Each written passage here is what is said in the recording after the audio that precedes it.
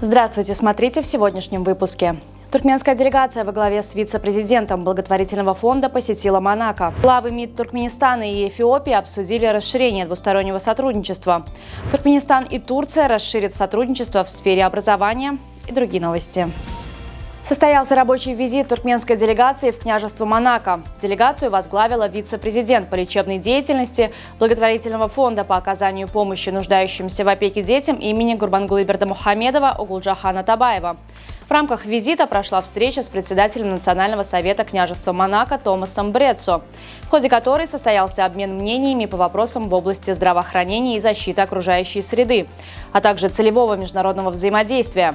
Также представитель Туркменистана встретилась с князем Монако Альбером II. На встрече были рассмотрены вопросы популяризации принципов здорового образа жизни, а также активизации мирного диалога и продвижения принципов дружбы и братства между народами. В Международном учебно-научном центре Министерства здравоохранения и медицинской промышленности Туркменистана завершил свою работу двухдневный 12-й туркмено-германский форум по здравоохранению, проведенный в цифровом формате. В форуме приняли участие профессора ведущих клиник Федеративной Республики Германия, а также многочисленные специалисты туркменских медицинских учреждений. В ходе телефонного разговора министр иностранных дел Туркменистана Рашида Мередова с министром иностранных дел Эфиопии Гедеоном Тимотевосом были обсуждены вопросы расширения двустороннего сотрудничества. В ходе обмена мнениями о расширении правовой базы межгосударственных отношений особый акцент был сделан на необходимости налаживания регулярного диалога между внешнеполитическими ведомствами двух стран. Рассмотрены перспективы межпарламентского сотрудничества. Министр образования Туркменистана Джумамурат Гурбангельдыев провел встречу с председателем управления по делам турок за рубежом и родственных общин Турции Абдуллахом Эреном, в ходе которой стороны обсудили перспективы углубления двустороннего сотрудничества в образовательной сфере. Участники встречи подчеркнули, что отношения между странами основаны на взаимоуважении, равноправии и общих историко-культурных ценностях. Были определены приоритетные направления для развития партнерства: высшее и профессиональное образование, академический и студенческий обмен, а также научное сотрудничество. На полях 71-й сессии Европейской экономической комиссии ООН делегация Туркменистана во главе с вице-премьером Ходжамуратом Гельдемурадовым провела ряд встреч.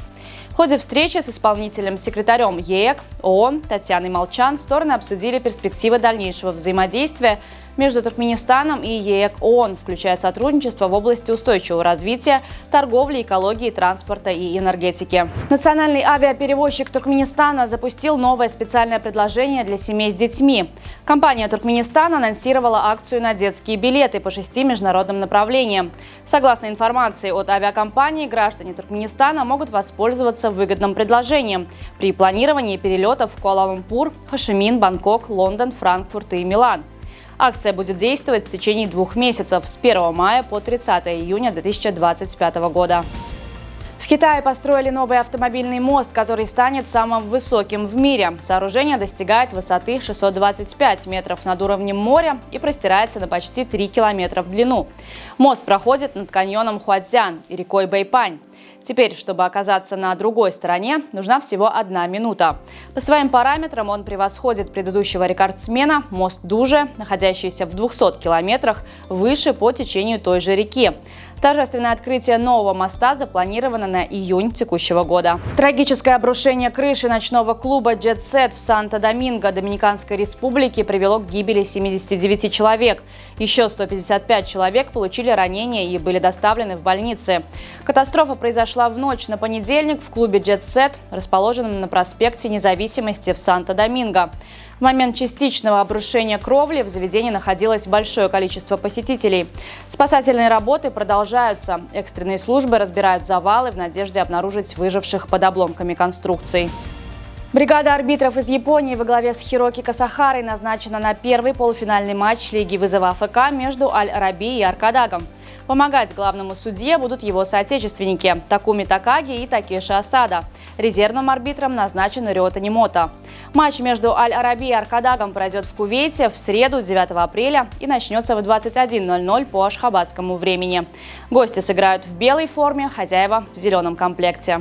На сегодня это все. Желаю вам хорошего завершения дня. Увидимся завтра. И не забывайте, что Туркменпортал – ваш самый надежный источник новостей.